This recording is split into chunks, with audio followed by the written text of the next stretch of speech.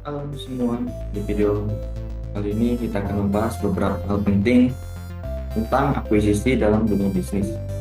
Kita akan menjelaskan tentang siapa yang terlibat dalam akuisisi, apa itu akuisisi, kapan biasanya akuisisi itu terjadi, di mana dan mengapa akuisisi itu dilakukan, lalu bagaimana proses akuisisi itu berlangsung.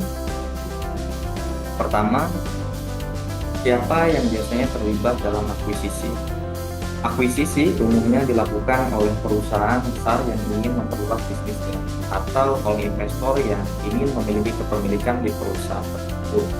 Di sisi lain, perusahaan yang menjadi target akuisisi adalah perusahaan yang dianggap memiliki nilai strategis seperti teknologi inovatif, pasar yang besar, atau potensi untuk meningkatkan keuntungan. Dalam proses akuisisi, selain pihak pembeli dan target, ada juga tim konsultan, pengacara, dan analis keuangan yang membantu menilai aset perusahaan target serta memastikan proses berjalan sesuai aturan yang berlaku. Akuisisi merupakan suatu proses di mana satu perusahaan membeli sebagian besar atau seluruh saham perusahaan lain untuk mengambil kendali penuh. Dengan kata lain, perusahaan pembeli memiliki hak untuk mengendalikan keputusan-keputusan strategis perusahaan target. Kapan biasanya akuisisi itu terjadi? Sebenarnya tidak ada waktu khusus untuk akuisisi, namun akuisisi sering terjadi ketika perusahaan ingin memperluas operasional atau ketika ekonomi sedang tumbuh dan banyak peluang terbuka. Akuisisi juga bisa terjadi saat perusahaan target berada dalam kondisi kurang baik, seperti mengalami kerugian, sehingga lebih mudah diambil alih. Akuisisi bisa terjadi di mana saja di seluruh dunia, tergantung pada tujuan dan strategi perusahaan. Perusahaan besar sering melakukan akuisisi di negara-negara dengan pasar berkembang untuk meningkatkan jangkauan bisnisnya. Misalnya, perusahaan teknologi besar dari Amerika Serikat seringkali mengakuisisi perusahaan inovatif dari negara-negara Asia atau Eropa untuk mengakses teknologi baru. Mengapa perusahaan melakukan akuisisi?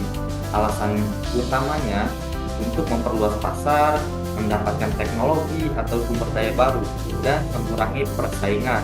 Akuisisi sering menjadi strategi yang lebih cepat dan efisien dibandingkan membangun divisi baru dari awal. Selain itu, bagi perusahaan yang lebih kecil, diakuisisi bisa menjadi jalan untuk berkembang lebih cepat atau mendapatkan sumber daya yang lebih besar. Lalu, bagaimana sebenarnya proses akuisisi itu berlangsung? Biasanya, proses terdiri dari beberapa tahap. Tahap pertama yaitu identifikasi dan penawaran.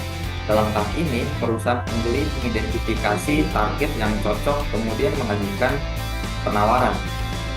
Tahap selanjutnya yaitu due diligence, di mana perusahaan melakukan analisis menyeluruh tentang aspek keuangan, hukum, dan operasional perusahaan yang akan diakuisisi. Tahap selanjutnya yaitu negosiasi harga dan syarat. Biasanya dalam tahap ini, kedua belah pihak itu berdiskusi untuk mencapai kesepakatan yang saling menguntungkan. Tahap terakhir yaitu penandatanganan kontrak dan proses transisi kepemilikan. Jadi, itulah penjelasan singkat tentang akuisisi. Sekarang kita bisa lebih memahami mengenai akuisisi.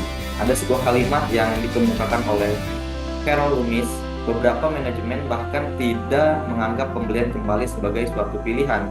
Gagasan untuk memperkecil basis ekuitas membuat mereka enggan.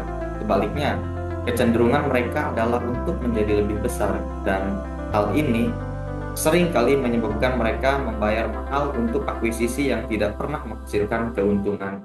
Terima kasih, sampai jumpa.